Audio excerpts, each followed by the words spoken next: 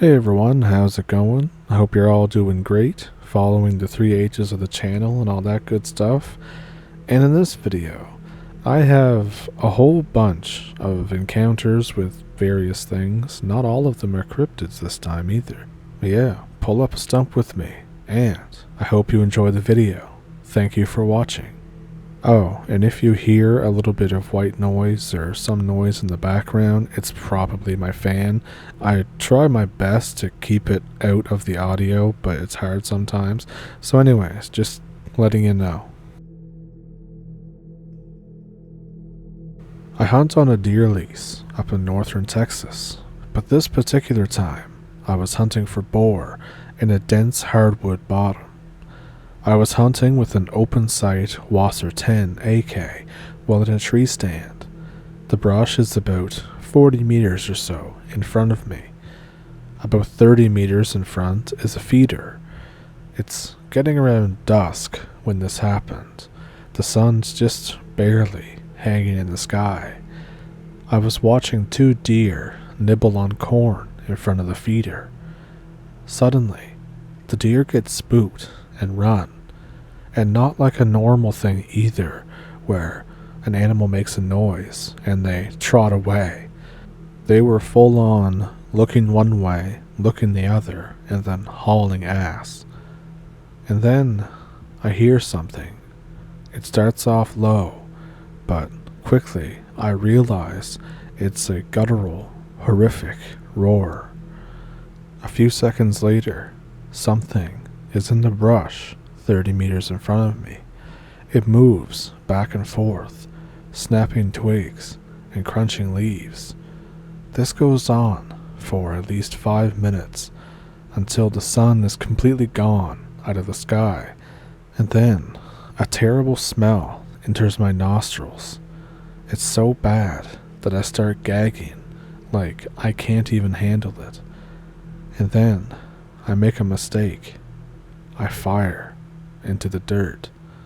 The rustling stops. I can just barely make it out, but this thing stands up out of the brush. It's huge, and it has long arms. I can feel it looking around. I see it move its head as if it's sniffing, and then, within just 2 strides, it's back in the woods. The smell goes away. The feeling of absolute terror starts to leave. I finally radio my dad and tell him to come get me. He shows up on an ATV. My dad thinks that I just got scared of nothing, and I just think that I don't think nothing stands up out of a bunch of brush, has long arms, and can smell you from 40 meters away.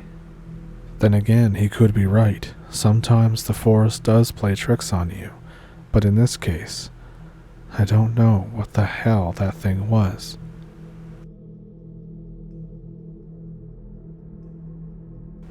So I just moved out of my old apartment, and here's why. There was a guy that lived behind me. Our patios faced each other. He was a total bro, and we would hang out all the time and have cookouts. He also had a dog that was super chill, a big fluffy dumb dog that you just very lovable. He would let this dog out at 9 p.m. every night, and it would do the random dog stuff like barking at leaves and everything like that from 9 p.m. to around 9:30 every night before it would lay down in its bed on the patio. But now one day, I didn't hear from him at all. So I decided to check in on him. I tried peeking in his patio door, but there was no furniture or anything in the house. It's like he moved out suddenly with his dog. I didn't see a moving van there the day before, or that day at all. I asked some people in the office where he went. They said that he ended his lease early, with no explanation, and told them that he was moving out early in the morning. That night, I heard something weird outside, like a shuffling noise. I looked out my window, In my ex-neighbor's patio, I saw the silhouette of a dog standing on its hind legs, not bracing on anything with its front legs, and then it would pace back and forth on the patio while walking on its hind legs. This was at 9 p.m. Then the dog would start making this weird moan/barking noise, almost like you'd hear if a dog was choking on a bone or something. It did this until 9:30. I watched it the whole time, staring into the empty sliding glass door. Every now and then, it would beat its head off the glass as well. This happened every single night at the same time. It was the reason that I moved out as well. I don't know what the hell that was, but I know for a fact that it wasn't just a dog. It couldn't have been.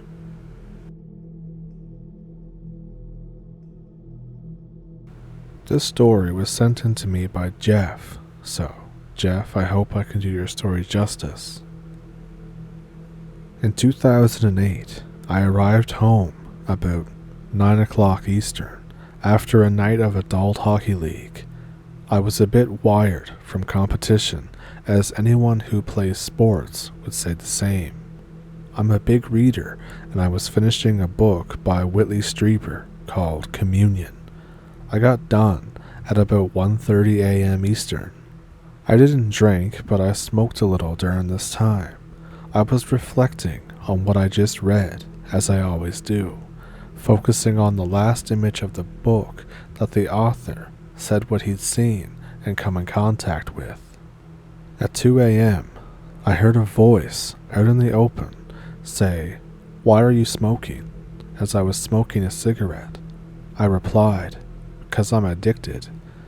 At this time, both my house cats left their sleeping spots and got as close as they could have next to me, touching each other, which they never did at this point.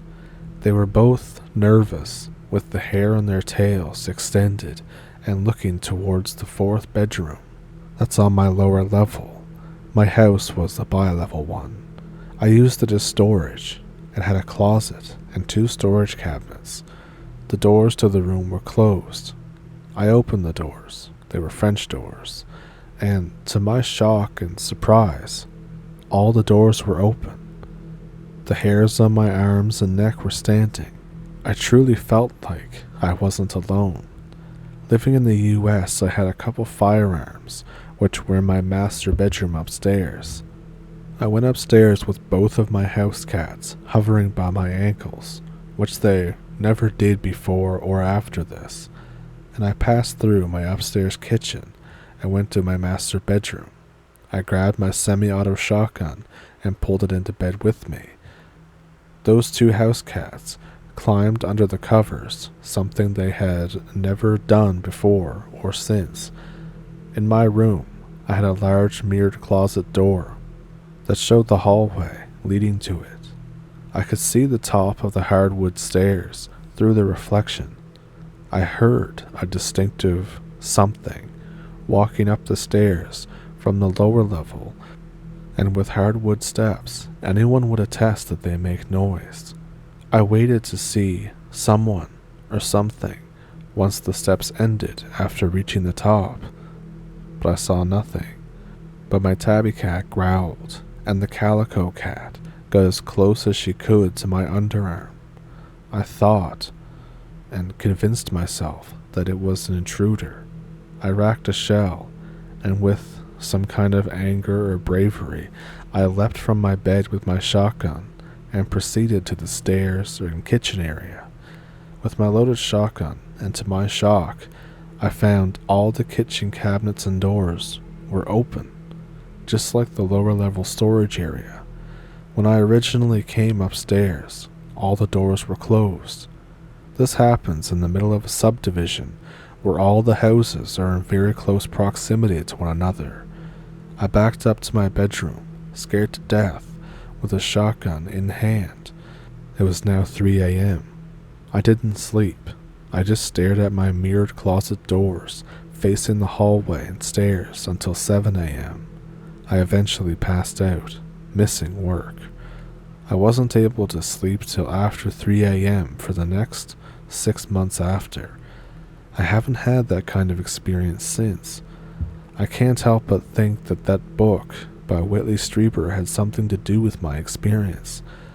The author of the book said that he thinks or believes that what he originally thought were aliens are demons. I don't know what they are, but I do believe and know that they have been here longer than us.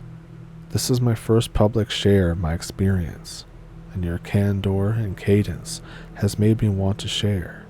I hope it helps, even if it only helps one person. So thank you to Jeff for sending that in, and thank you for the kind words at the end of the email.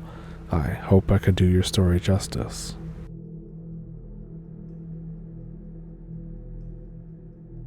The main part of this is not from my perspective, but I'll give some quick background info. I was roughly 14 at the time, and I had just moved into a new house with my mom and my stepdad. It was a pretty normal new house, and for the first few months we were getting settled and everything like that. Everything was great. But then some weird stuff started to happen. Nothing ever really happens to me, but everyone else in my family claims to be having strange experiences rather frequently. Almost every night, my mom and stepdad would say that randomly, between 11 p.m. and 2 a.m., somebody would open their bedroom door and come into their room and violently kick their bed frame. From what I know, a lot of the house is newer, but the original structure of the house was originally built in the late 1800s. Now that I've established that, here's what happened. This is what my stepdad told me a few years after the fact about the events that happened one night while only my mom, my older sister, and my stepdad were home. My stepdad was sitting at the kitchen table, drinking a beer after work and browsing on his phone. My older sister was sleeping in the living room on the couch in the next room over. Mom went to bed early, saying she was feeling terrible or something. Roughly 1 a.m. rolls around, and Mom comes back downstairs and wanders into the kitchen. My stepdad doesn't seem too concerned by this, and noticed that she looks pale, with a blank expression, like she felt like throwing up or something. He asks her how she's feeling, and she just stares at him, so he goes back to looking at his phone after she doesn't say anything. My mom walks around my stepdad, goes to the knife drawer, and grabs the biggest knife in the house and lunges at my stepdad violently and quick. My stepdad falls to the floor and somehow just barely avoids being stabbed in the neck. My stepdad gets the knife away from my mom and pins her to the ground while freaking out and yelling for my sister. While pinning her down, Mom is struggling violently. She's super strong all of a sudden, and she's screaming in gibberish, flailing around. My sister wakes up and rushes over. Mom throws up into her own hands and then proceeds to eat her own vomit. It took both my stepdad and my sister to pin her down. In the commotion of her flailing around, salt gets dropped on her. She screams. Supposedly, this goes on for 20 minutes to a half an hour, and then Mom passes out. She wakes up shortly after with zero recollection of what happened, and she's super confused about why she's on the ground covered in salt and vomit, and she thought she was upstairs and everything. Just a really creepy, scary experience for us all.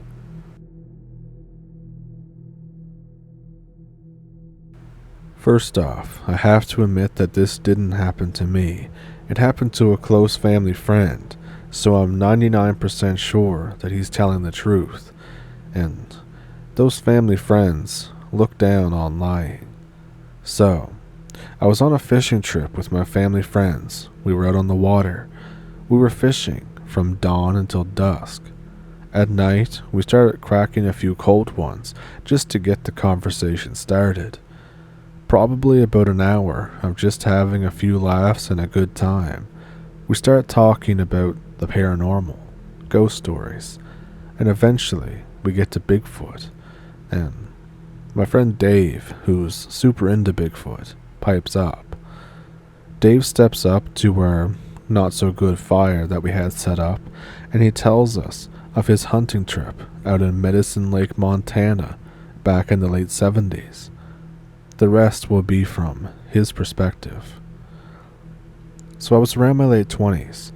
I wanted to leave North Carolina to go score some game in the West. I have a friend who lives out in Montana who could get me some game. I call him up and he says, "Sure, come on up, I'll help you out." So I get on a flight out there. I got there early on a Friday morning and it was cold as hell. I meet up with my bud that night and I spend the evening at the bar with him.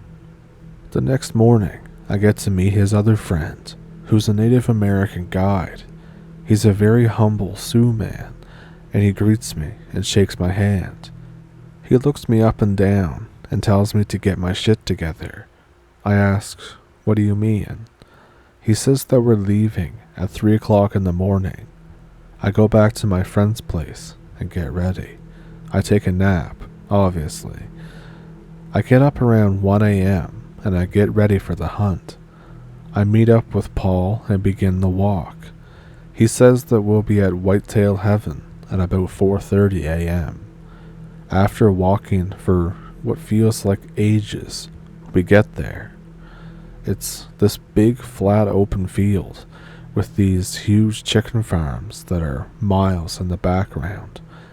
The sun is only a half an hour from peeking over the horizon. Paul tells me to hang on for a second and that he has to do some business with the trees, which means go to the bathroom. He walks about 30 feet away, just in some bushes, and proceeds to do his business. I start looking off in the distance at the farms and how they have their lights on this early. As I'm standing there, just appreciating the view, all of a sudden, all the lights go out. I think, that's weird. Then I see them come back on, but they're flickering.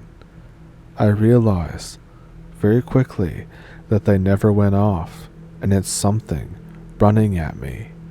This, whatever it is now only 200 feet away from me, and it's fast as hell. I can barely get a sound out before this thing runs right past me and knocks me ass first on the ground. After this, it goes from basically 100 to 0 instantly and stops mid-stride. It turns toward me. I'm frozen with fear. This thing is about 9 feet tall and buff as all hell. The face is like if an ape and a human were mashed together. I manage to mutter, "What the F?" before it opens its mouth. This thing roars in my face and shows off these massive teeth. The ape man then starts speaking in clicks and whistles.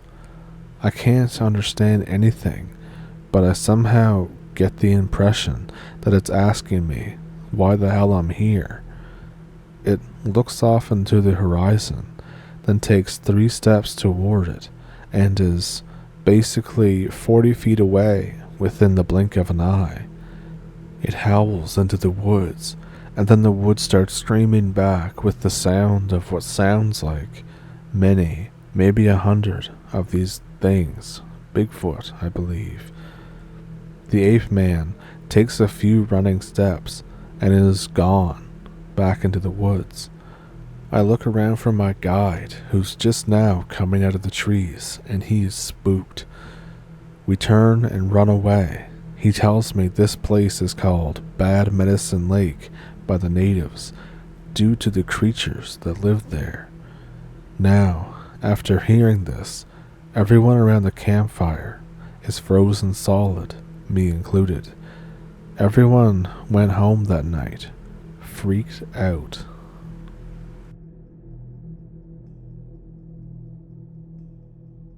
This one time, I went to a wooded area with some friends to hike and spend some time taking pictures. Now, this is not in North America, but somewhere in Europe. It was almost winter, and it was cold as hell, so there's pretty much nobody outside. We all stop to have a snack and take some rest after all the hiking we've been doing. Suddenly, as we're talking, we stop and look at each other. The forest has become silent, dead silent, not a single sound. This goes on for 30 seconds or so, and then the birds begin to tweet again. And then there's noises far in the distance. It's the sound that trees make when they fall, like a long rustling or a loud creaking. We think that it can't be trees because chopping trees is forbidden in this area. The noise stops after a good 5 minutes. It's always coming from the same spot all the time. We were all really weirded out, but nobody really said it out loud. It was just kind of a shared consensus. We eventually decide to keep walking. About an hour or so later, we stop again to look at the pictures that we've taken. We're all pretty happy with them, but we can hear that sound again, like falling trees. We're not sure if it sounds closer than before. There's no big animals in this area, but we decide to go back because we're getting kind of tired anyways. Half an hour later, it's getting dark pretty quickly since it's late autumn, early winter. We reach the lower part of a big hill. The track keeps going up and then goes down to where we left our car, so it's about still 45 minutes away from where we are. One of my friends stops and says, "Hold on." We all stop and look at her, and then we look towards where she's looking. We can see what looks like a person in the distance, standing on a clearing in the forest. We left this clearing behind 20 minutes ago, and there was definitely nobody out there. He or she is wearing what looks to be a bright yellow coat. I squint my eyes to try and figure out what he or she is doing. It seems to be a man. He's waving at us. My friend waves back. Another guy picks up his binoculars. He says that this man is pointing to something between him and waving at us. We all decide to go and see if he needs help or something. We keep track of the man as we walk toward the clearing. As we come closer to the woods, it's difficult to see if he's there, but we can still see the bright yellow coat. When we enter the forest, we completely lose sight of him, but he should be about 200 meters from us. We reach the clearing. The man is nowhere to be seen. We walk around the area for a bit to see if we can find him. It's pretty much all the way dark now. We're worried because if we keep looking for him, night is going to fall on us. But we also don't know if he's injured or if he's with someone who's injured. After some searching around and finding nothing at all, not even a trace, we decide to go to the car and contact the police. We all turn our flashlights on and head back toward the hill. We're walking quickly, almost running at some points. Then, the sound is back again, but it comes from the trees that we had just left. We don't even know if the sound and the man are related, but it's getting really creepy. Once we reach the top of our hill, it's completely dark now. What's left is a 15-minute walk down the hill, and we'll reach the car. We all freeze as we hear a new sound. It sounds like a long, droning, wailing scream. It would last much longer than a human should be able to scream for, like almost 10 seconds at the top of their lungs, and then pause for 3 seconds and repeat. At this point, we just want to leave and contact the police, but someone in our group doesn't want to do this. He wants to try and find the man again. This is really out of nowhere, and he's not acting like himself. He's trying to convince us for just 5 more minutes to walk back in the direction and see if we can see the man again. He's also saying that he wants to find out what this droning scream is. We tell him that we're just better off to go and call the police. We start to walk the rest of the way to the vehicle, and he takes off running into the woods. We can't leave him out here. We have to go after him. We're searching around in the dark for our friend, our flashlights going everywhere, yelling out his name, everything. This droning scream seems to change to a roar. Eventually, we find our friend. He is basically frozen solid, staring off in the distance. He's without his flashlight and without his coat. We have no idea how he got as far as he did in just the few minutes that we lost him in the woods. There's no way that he could have got that far. He's not that fast of a runner. He didn't even remember what happened. He said that we got to the top of the hill, and for him, he's standing in the trees all by himself, and we're yelling for him. He doesn't know where his coat went, what happened to his flashlight. We didn't see it on the way back either. We eventually did get back to our car, and we called the police. They said that they had no reports of missing people in the area, but they'll be aware in case any come up.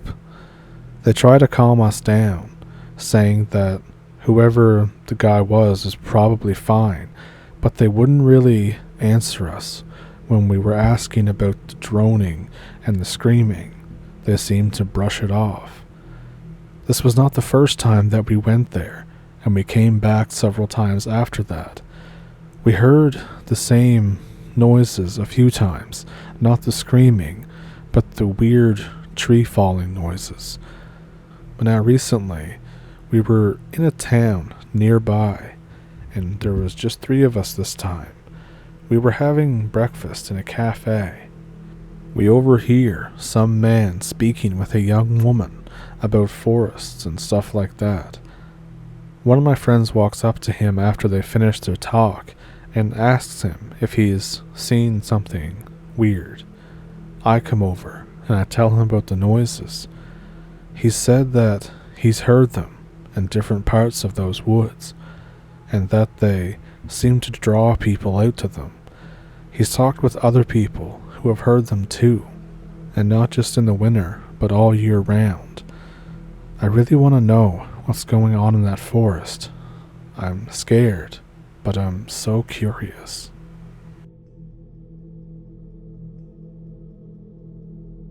So, what'd you think of those? Let me know which one was your favorite one if you had one down in the comments. And in the description below, you will find a PayPal and a Patreon if you would like to support the channel that way. No pressure though, just watching and liking the video helps a lot too. And with that, I hope you enjoyed the video. I hope you could tolerate the little bit of fan noise in the background. And yeah, thank you for pulling up a stump. Thank you for watching, and I'll see you in the next one. Have a good week.